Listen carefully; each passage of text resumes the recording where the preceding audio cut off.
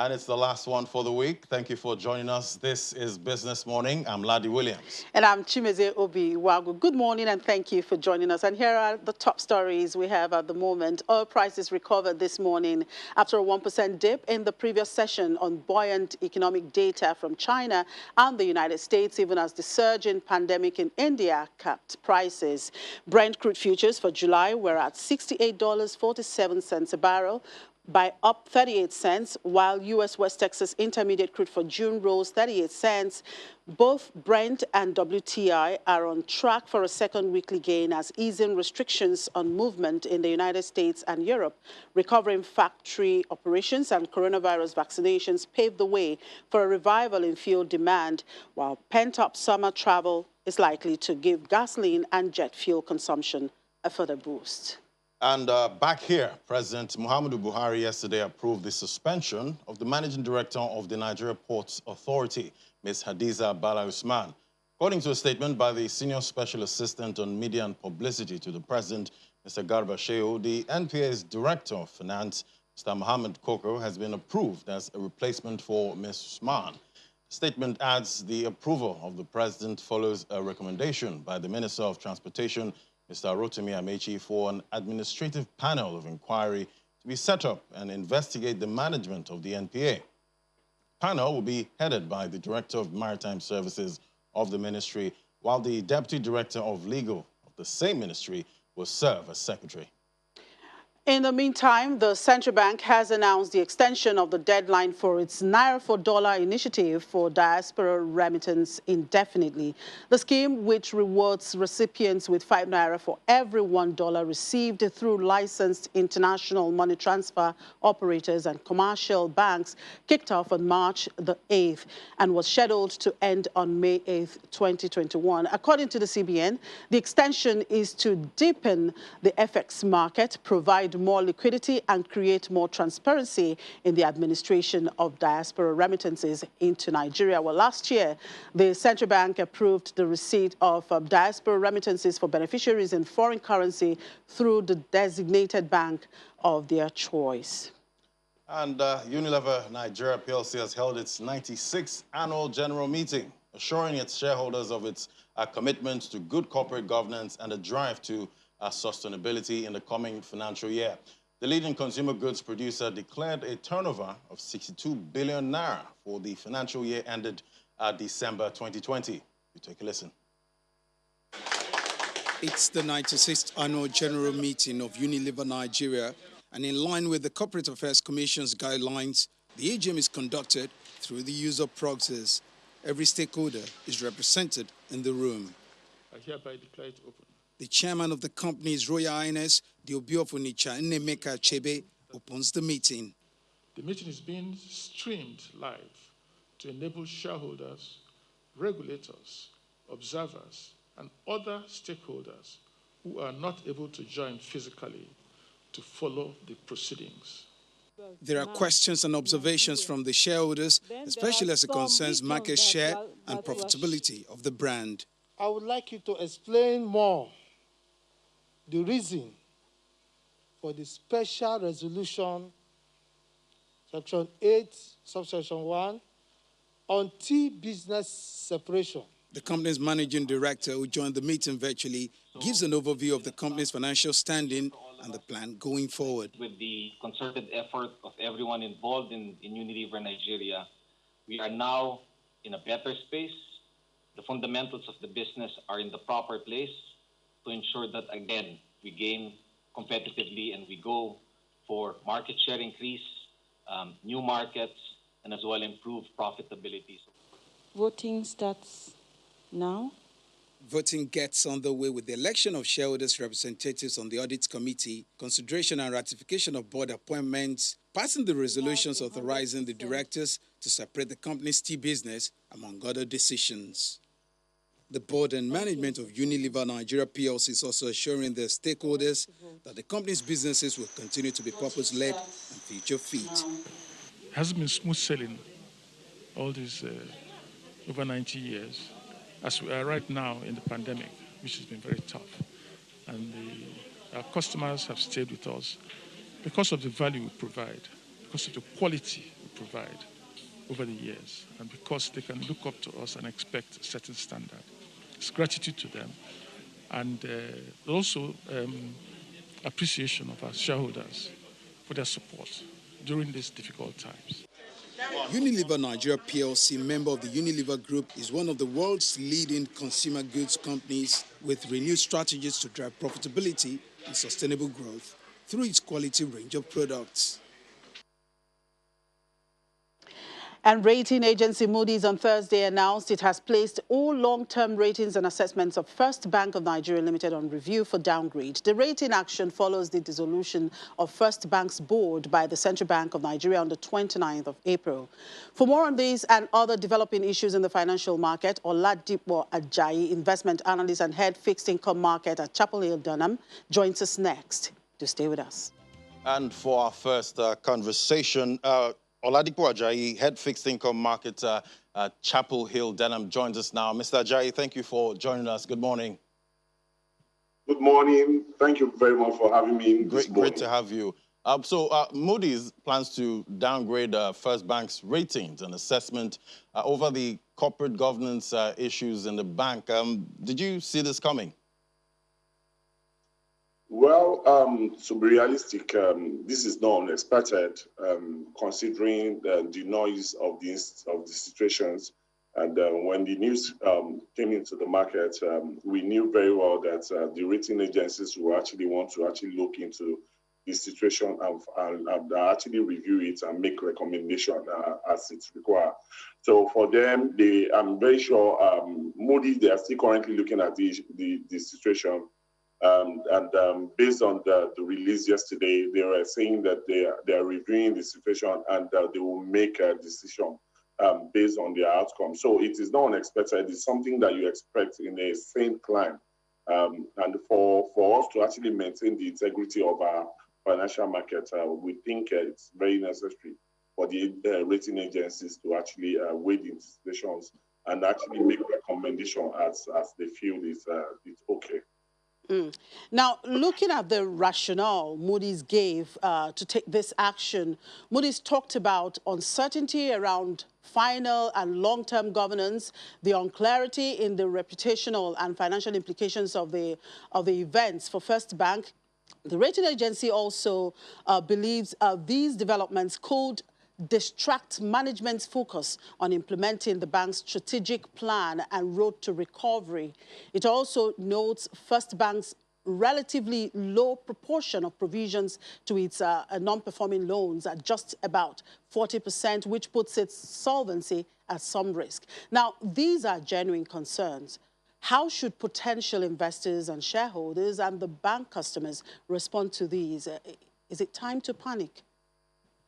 I think otherwise. It's not really a time to panic, because if we want to say it's a time to panic, then what would you say in 2018 when First Bank was really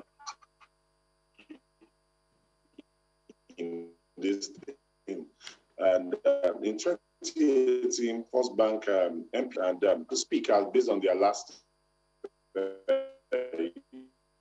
year results, it shows that they've been 0.7. So it's really not a time to panic, but also it's not a time to actually be bullish on the stock.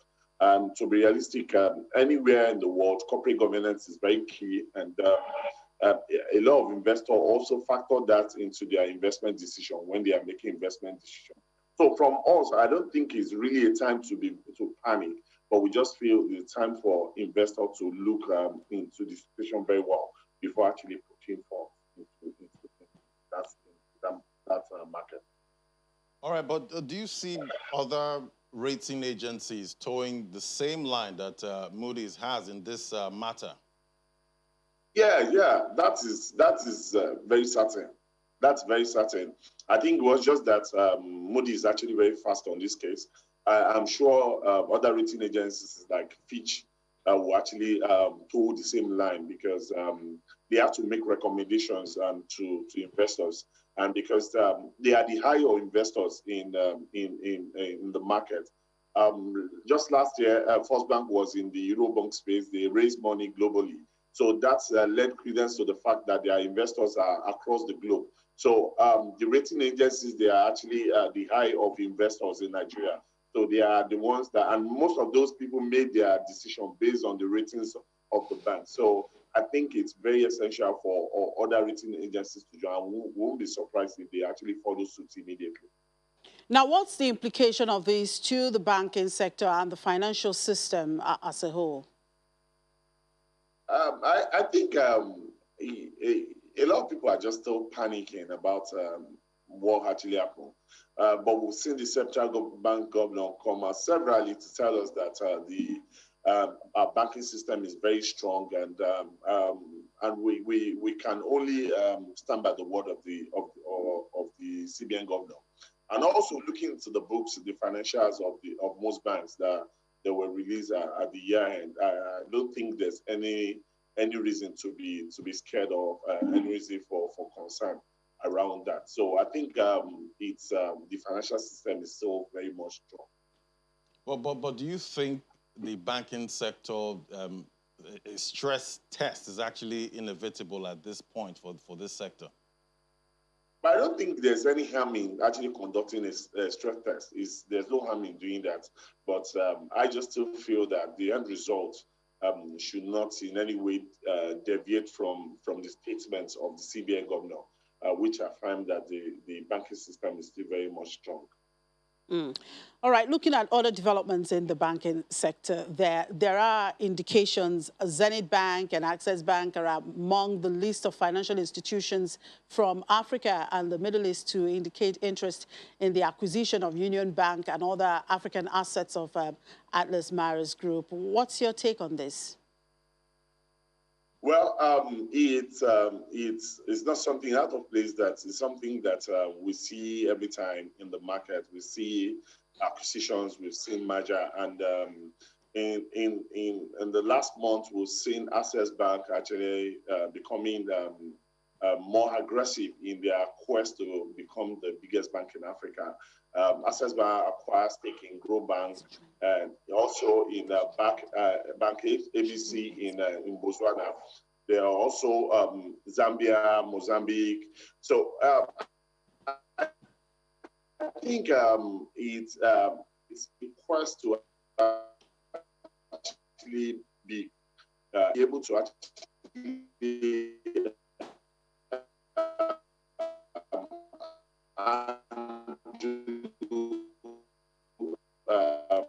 big ticket.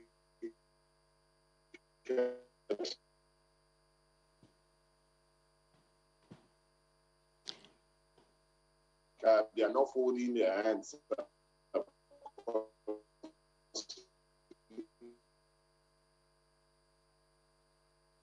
Okay. All right. Oh, well, we sincerely apologize that we are unable to actually get what Oladipo is saying there. It would have actually been very much interesting to know how he's responding to that. But, well, I believe just as he said that there is nothing wrong in having the banking sector stress tests to at least see how strong our banking sector is. And talking about the non-performing loans, we have seen these rating agencies come up with their own views. It will be very nice to see. On Twitter, I saw some customers actually talking about, oh, should I go and remove my 2K that is in the bank now? And, you know, so that's the panic. Exactly. That's exactly the panic, you know, we're talking about. But I don't think it has gotten, you know, to that point. I mean, First Bank is a very, you know, strong bank. And I think the regulator of the central bank has taken the right step in actually managing whatever situation it is. I think everything is under control and there's nothing to panic about. I share his views there. Yeah. All right, let's again run down what we have here as our top stories, talking about the oil price now. Of course, this morning we saw prices recover after a 1% dip in the previous session on buoyant economic data from China and the United States, even as the surge in pandemic in India capped prices. Brent crude futures for July were at $68.47 a barrel, by up 38 cents, while U.S. West Texas Intermediate crude for June rose 38 cents. Both Brent and WTI are on track for a second weekly gain as easing restrictions on movement in the United States and Europe, recovering factory operations and coronavirus vaccinations paved the way for a revival in fuel demand, while pent-up summer travel is likely to give gasoline and jet fuel consumption further boost. I guess that's the super cycle we're seeing in the commodities market. There is not just oil that is actually going up. This morning I saw copper, iron ore, also on the rise. So we're seeing most of the commodities, even the agri-commodities, you know, also on the rise. And of course, when we have some of these commodities, we talk about industries and we talk about copper. Copper has to do, you know, that's how what indicates the revival of every economy. All right. So, and with the super cycle that we are seeing, there's also the fear that perhaps we'll begin to see some kind of inflation, you know, globally, where that's prices. What most analysts actually are saying at this point. Absolutely. Okay, I guess we have Oladipo back there. Yes, Oladipo, you were talking about the need for banking sector stress test at this point. Yeah, sorry for the breaking transmission. Okay.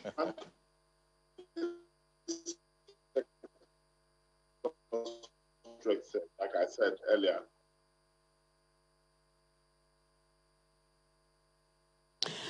Well, this break in transmission has just refused to go away. When the network doesn't want to.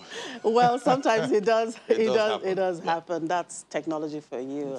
It's okay. Anyway, thank you very much, Oladipo Ajayi, for sharing your Friday morning with us. We do appreciate it. Thank you. And after the break, we'll look at one industry we could say is most misunderstood, and that's network marketing. Keep it here with us. This is Business Morning.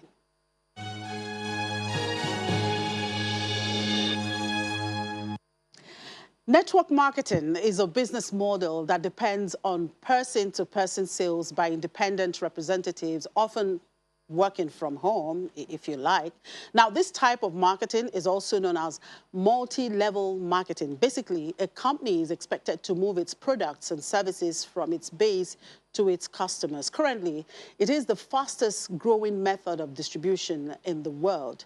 All right, let's get more insights about this with a network marketing professional, Lamia Momo. Thank you very much for joining us, Lamia. Good to see you. Good morning. Thank you very much for having me. Well, we're almost in the middle of it, yeah. And then I could just say Happy New Year to you because I'm not seeing you. I mean, that was last year. Absolutely. Last year. Good to see you. Good to see you. Well, we see that most people, you know, say they venture into network marketing because of lack of jobs and maybe just to have something on the side. But you studied law. Why network marketing now? I studied law, yes. So I'm a lawyer by education. However, I didn't practice law. So what I did was, after law school, I returned back to the UK, and I retrained as a business consultant and change manager. And I was contracting for different blue chip companies. And after several years, that's where I met my love for network marketing. And what it was the product that actually drew me in. I didn't know anything about network marketing at the time. So I saw this product that I really liked, and I felt that it was going to change a lot of people's lives. And, you know, I just went for it. It's a long journey, but I went for it, and I haven't looked back since then. Okay, what stuck out for you in that product? A product that can take you down 3 dress sizes in 10 minutes is a product that anybody, anybody should use. The body magic. All right, so the industry is quite, you know, misunderstood. Yes. You know, can you differentiate between multi-level marketing and a pyramid scheme?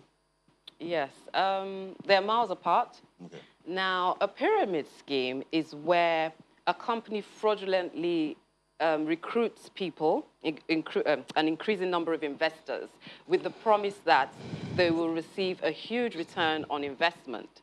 Now, really and truthfully, it's just a fraudulent company. All they're doing is robbing Peter to pay Paul. Yeah, so at the end of the day, it will all come crashing down and loads of people are going to lose money.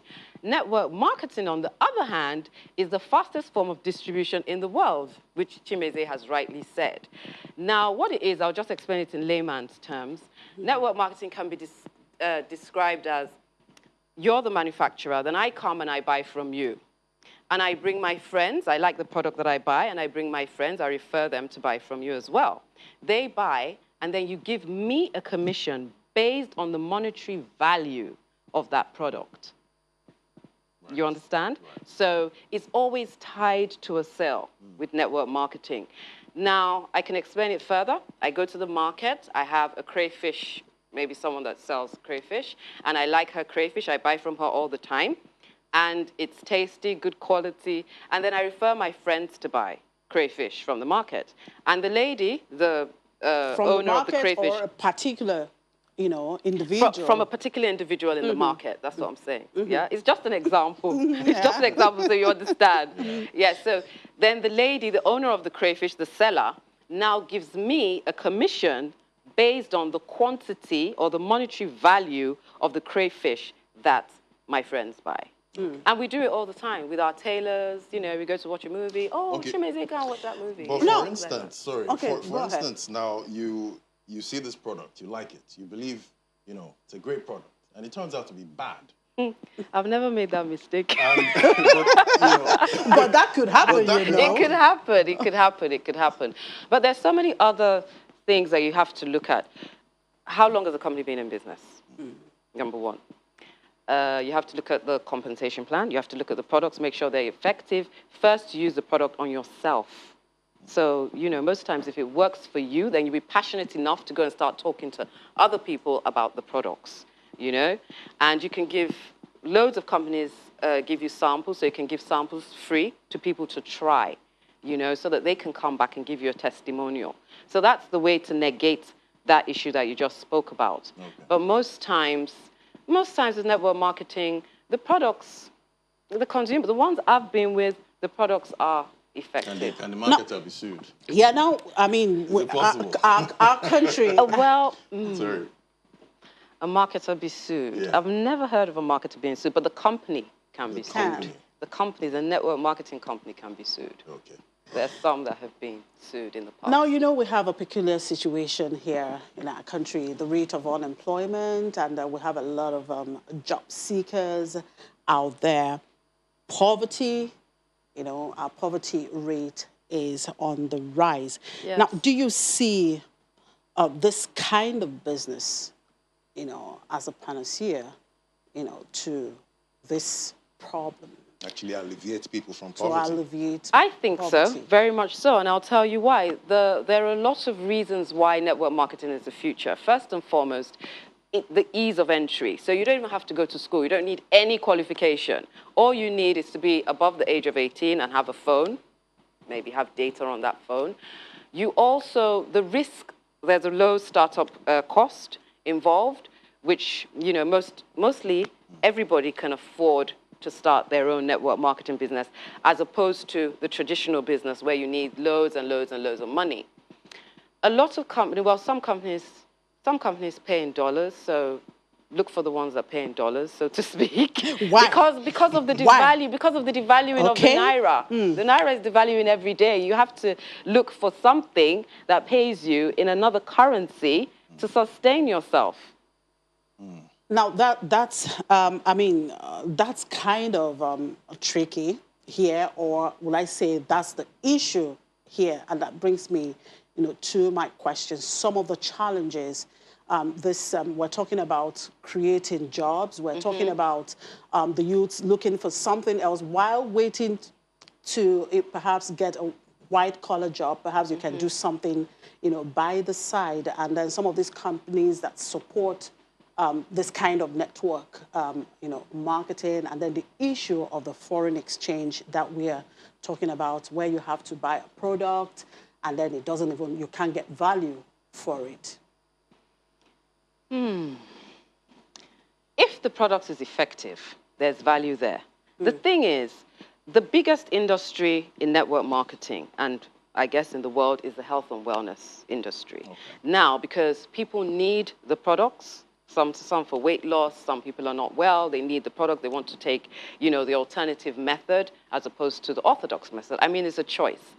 So most times, the products are affordable. It's enough for you to buy and resell on for a profit. Now, the profit might not be that much. It might be a little bit of profit. But the money in network marketing is when you build a team. That's where the money is. So you're building a team of people. You're impacting lives. You're helping people, change, get that financial freedom that they've been looking for years. And that's what it does. I wouldn't say network marketing should be a side hustle. It's that kind of mentality that is making people just say, okay, let me just try, or let me just put some money in and let me just see how it goes. And people also have to understand that with network marketing, you have to do the work. You can't put your money, it's not MMM. You can't put your money there. It's true, you can't just put your money there and wait for it to mature. It's not going to work like that. You have to put in the work. The more work you put in, the more you succeed. But at the end of the day, you're your own boss. You can make money from anywhere you are in the world, and you're your own boss, so you're only limited by your own imagination. I mean, people make loads of money in network marketing. It's life-changing. Okay, well, a few years ago, I was always pitched, one network marketing business or the other, but I've noticed that this time I've not really heard anything about. I've not been pitched. So I'm wondering, what's the climb looking like right now? Network marketing is still there. In fact, the network marketing companies have even made so much more money, especially during this pandemic, where nobody's going out, everybody's working from home. You have your phone, you can make money from wherever you are. People go into your website, the company sends the products to, whichever country. I mean, someone can buy something from your website, and the person lives in America. The company will send it to them, So it's very, this is the time, actually. There's a lot of momentum around network marketing companies. Maybe you've shut all the people off, so they don't come to you anymore. They don't come to you anymore. No, they're tired. Yeah. So, but are there support, you think, the government can actually offer some of the network marketing companies in a situation we have set ourselves, perhaps to support, them, so that there can be some kind of ripple effect if we're talking about job creation here. Yes, definitely. So the government can, because the startup costs are very, low startup costs, and with the ease of entry, the government can support people to join a network marketing company. Because that's all you need to do. Just buy the products for them, and then they sell. They become marketers. But the thing is, people look down on that. They don't want to market the product. They don't want to do this. They don't want to do that. That's the reason why a lot of people don't go into network marketing. But the government can help. Churches can come together as well and do the same thing. Because once it's wealth creation. That's what it is. If you take it seriously, you will get the dividends from it. So. Tell us about your successes in this business and your outlook for the industry. My successes. Okay. Anybody heard of the body magic? You heard of the body magic? 2009, while I was working, after a while I got tired of my job. I was dissatisfied. And I decided that I wanted to be able to make money anywhere I was in the world. So I started going for Forex trading in the city. So I'll work, and then in the evenings, I'll go for Forex trading. I was the only black person and the only woman. Anyway, after about a few months, I got tired of it. I decided, look, you know what? This is not for me, and this is not the vehicle that is going to take me to where I want to be. Then I went on holiday to America, and some people were talking about garments. And I was like, what's this? They were talking about this garment that does this and that, like magic. And what intrigued me further was, the amount of money that they were talking about associated with the garment and with all these products, I was like, but how can somebody make all this money with this? Anyway, we went for the meeting. And when we went to the meeting, I was sold. I saw the garment and everything, and I was sold. I wore it, and it took me down, you know, gives you all the curves and everything. And I wanted to do the business, and they refused. So they told me I wasn't living in America, so I couldn't do it. I didn't have an NI, and I didn't have a house there, so I couldn't do the business in the UK. They said because they're not expanding to the UK. So it took me 4 months of knocking on the doors of the CEOs. I went back to London. I downloaded every single person who was affiliated with that company. And I started bombarding them, blasting them, telephone, messages, leaving messages and all that. But it took 4 months of doing that consistently, but I didn't give up because yeah, it's a matter, of determination. Yeah, I was very determined. I didn't give up. So eventually I got to speak to the CEOs, and they did say, okay, you can do the business in the UK. However, we're not going to ship to you directly. So you have to have someone whose house it can go to in America, and then they will be responsible. So you're going to be responsible for getting your own goods. That's what they were saying to me. And okay, I agreed, of course. And I quickly went to work, built a team. And that team and I were able to open other countries, about 16 other countries. I'm sure you've heard of the Body Magic and how successful it was. It changed lives and people made a lot of money. All that is the Body Magic. Well, that's interesting. And well, I don't know, with the economic situation here in the country, just wondering how, you know, any young person will really have the patience to go through. Yeah, it takes a lot of patience. All of that. Oh, I was determined, don't worry. Oh, yeah, it's a matter of determination, actually. And perhaps that's what the young people will probably have to learn, you know, determination and steadfastness in whatever you do. Absolutely. All right, thank you very much, Lamia, for sharing your time today. Thank you very much for having me. I'm so happy to be here. You know, I'm always happy. It's a pleasure. All right, let's check with the local market. Equity market still in the red, but we saw the oil and gas sector doing pretty well thanks to Seplat. But what's the story behind that rally, Ini? Yeah, thank you so much, Chimi, and good morning. Well, Seplat did very well, Seplat and Cornell. Well, Seplat shouldn't come as a surprise. They have some pretty good points, you know, that attracted investors to them. First of all, they announced that they'll be paying their dividends quarterly. So that, of course, is one thing that is not so common. And then they're dual listed, and then their share price is cheaper in Nigeria than in the UK, listed in the NGX and the London Stock Exchange, and it's cheaper here in Nigeria. So you can expect that investors, of course, will want to make the most of that. And they changed, their position changed from the negative revenue to the positive. So, I mean, who doesn't like a good thing? So Seplat and Cornell did very well yesterday. The oil and gas counter went up about 6%. That's a whole lot. Well, that did not mean that the market ended in the green. The market went down 0.81%. Equities cap was at 20.47, also in the red. There was a lot of transaction yesterday and high value, but the deals were still lower than the day before. And the market lost a whopping 167 billion naira yesterday. The volume went up by 15.2%. The value went up by 37.37%. MTN Nigeria for the consecutive third day, still in the red. They lost 4.7% yesterday. Well, we hope they recover. And Dangote Cement, every sector was in the green except for industrial goods. And that was because of Dangote Cement. They were down 1.19%. Like you see there, Chimi mentioned 6.48%, a very good one. Well, we have a guest here.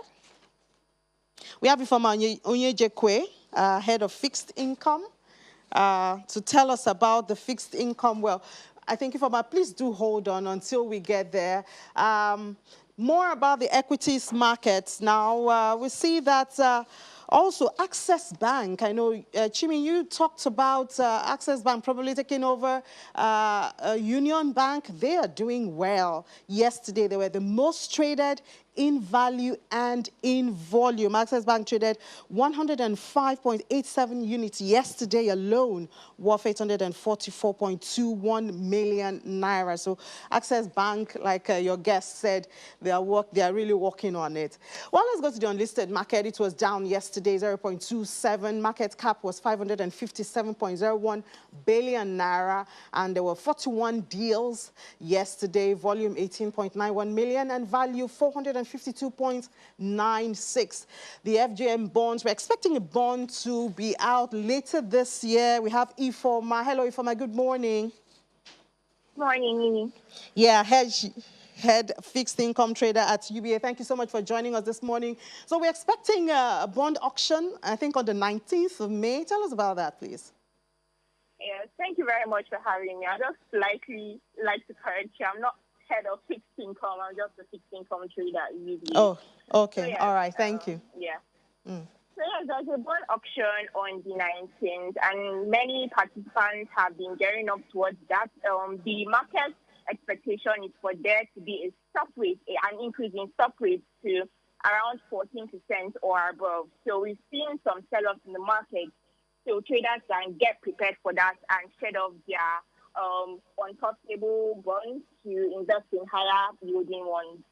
Okay, so we also see that the market has been quiet, and we're hoping for, apart from this bond we're expecting on the 19th, we also have the MPC. Do you think the MPC will, rejig the market, bring some activity there?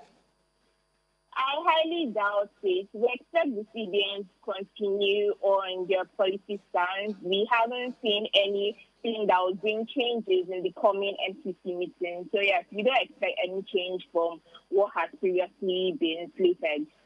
Okay, so we're expecting that the market will remain quiet until the 19th at least. Yes, we do. And yesterday, NTB secondary traded mixed. The average yield was flat. I mean, for how long are we going to continue like this? Well, the main problem in the market is lack of liquidity. Last week was very terrible. I mean, it was the lowest levels in the repo market since for many years right now. Many local traders were constant participators at the CBN standing lending facility. And when fact payments came in at the close of last week, we saw some relief in the market. However, this week, it was really bad again. Liquidity crisis, and without money, you can't trade. So, and even with the OMO maturities that came in on Tuesday of about 30 billion, that wasn't enough to rejig the market. So, everyone is being cautious, in trading due to this liquidity concerns. Wow. All right. Thank you so much, Ifoma, for sharing your thoughts with us. Fixed income trader at UBA. Thank you so much for your thoughts this morning. Well, like you said, even though she talked about the issue of money supply, but it's still good to invest. FJM bonds is coming up on the 19th, so you can plan to do that. Treasury bills, only 3 deals. Well, Chimi, so maybe you should walk towards the 19th of May. Who knows? We'll see how that goes. But caution, I guess, is what we're seeing in both markets at the moment. Okay, we'll take a quick break, and when we come back, we do an opening call to London.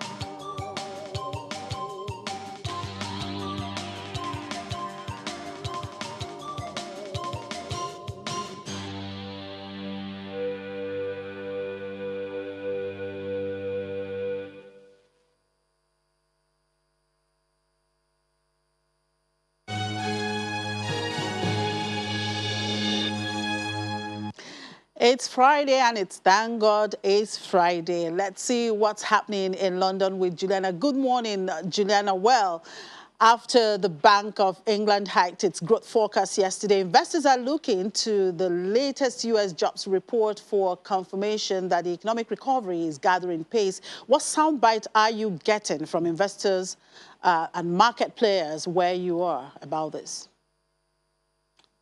Good morning, Chimeze. Yes, thank God it's Friday. A lot of investors, of course, quite rightly looking at the US. They've got their labour market data coming in about 1:30 West African time, expected to show that the American economy added over 1 million jobs in the month of April, which will take down their unemployment rate from about 6% to 5.8%. I'll very quickly say that we have got our own issues domestically because, of course, last night we had those local elections, which were the most important local elections in about 50 years, which early results are showing that Boris Johnson has got another massive majority. Bad night for local elections for the Labour Party. And commodity prices are surging again today as the economic recovery creates a scramble for raw materials. Both iron ore and copper prices have hit record levels today. London copper prices hit a record high. How much of attention are industry players paying to this development in the commodities space?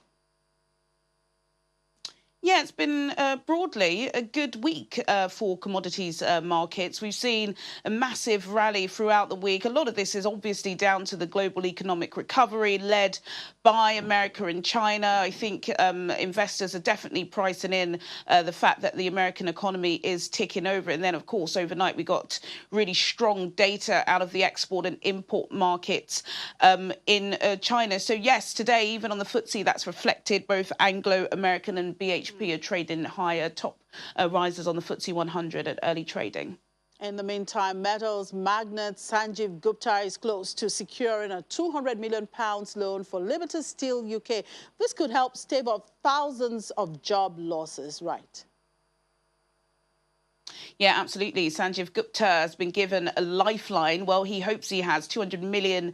This is coming in from a Californian investment firm called White Oak. And this is all down to do with Green Seal Capital. That's where the Guptas got most of their financing for Liberty Steel. Steel work in this country is a lifeline to so many communities in the north of England. A lot of these plants have had to shut down or at least put production on hold because we wasn't sure whether or not they were going to get the money, especially because in March the British government rejected a proposal by the Gupta brothers to help them finance the firm. But yes, they've been given this $200 million lifeline.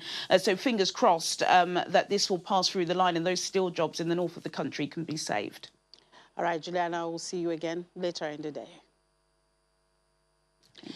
All right, let's look at the crypto market. Well, laddies, not just the commodities market space that we're seeing, that super cycle there. Yep. We seem to be seeing super cycle in the crypto market. Crypto market, yeah. Some analysts believe the crypto market is in a super cycle right now, and they believe that these prices will actually keep going up, but that's yet to be seen. Market cap, $2.36 trillion at the total market cap for the crypto market, up about 0.67%.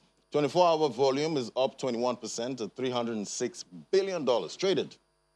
Bitcoin dominance still going down, 44.36, down about 0.94% this morning. Price of Bitcoin, $56,150 at 8 a.m. this morning, down about 1.22%. 24-hour volume, $72.55 billion traded in Bitcoin. Let's look at the charts here. Key areas to watch is this 55K. Some analysts believe if it breaks down below 55, might see a major drop down to the next support, which will be around $48,000. Key resistance level to watch is also around the 65K region. Price of Ethereum, 3,443, about 0.71%. Let's talk to Michael Inaji. Hello, Michael. Hey, good morning. Good morning, Michael. Great to have you again. Some analysts are calling this a super cycle for the crypto market. Is this a super cycle? The super cycle will become obvious later on down the road. But basically, the super cycle is an event where, due to the halving every 4 years, the demand, the supply is reduced every 4 years. So because of that, you have every 4 years, there's a step function up. And the belief is for the past like 10 years, it's been driven mostly by retail investors. And the belief is that going forward in the future, that the base will be mostly comprised of institutional investors. And so basically institutional investors tend to be more sophisticated than retail. Yes, retail for the longest time has been hodling Bitcoin, but institutional investors carry a bulk of the money in the world. And in a situation where you have, them putting Bitcoin on their balance sheet, you can see them not only not selling Bitcoin, but a situation where they use the more mature platforms for lending and borrowing. You have big banks now in the U.S. basically through, I believe it's Silvergate. Now you can basically get a loan on your Bitcoin rather than having to sell it. So you have all these things that are, creating like a sell side liquidity issue for Bitcoin. And ultimately, people believe that this time is going to be different. Rather than every single time after the halving, you have drawdowns of 80%.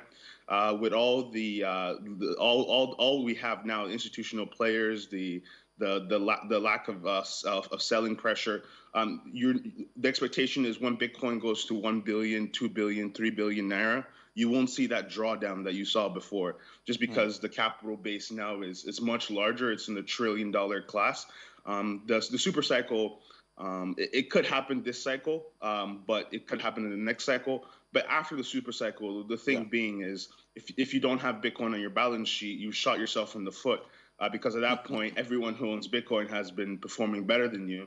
And in a world where Bitcoin is the world's currency and everyone's using it, the super cycle basically just represents, that happening. The zeitgeist shift of Bitcoin going from 3% to 10% of the total population. All right, Michael, but do you think the market has matured? Because, after that 2018 bull run, the way the market dropped was insane. What do you think has the market matured from that? I definitely think the market has matured from that. You now have you have derivatives opening up, so you have a lot of options and a lot of basically ways for people to hedge their bets in crypto.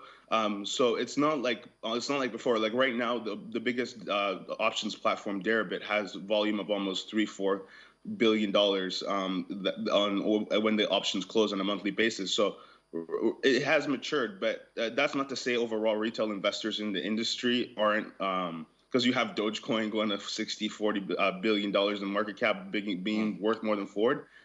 So there is something to be said about the froth in the market. It's still there, but in terms of maturity, yes, we've come a long way because now banks are actually interlaying with crypto. Okay. All right, Michael. Great to have you today. Thank you so much. Thank God it's Friday. Thank you so much, Ladi. Have a profitable weekend. Thank you. So let's look at top auto market cap.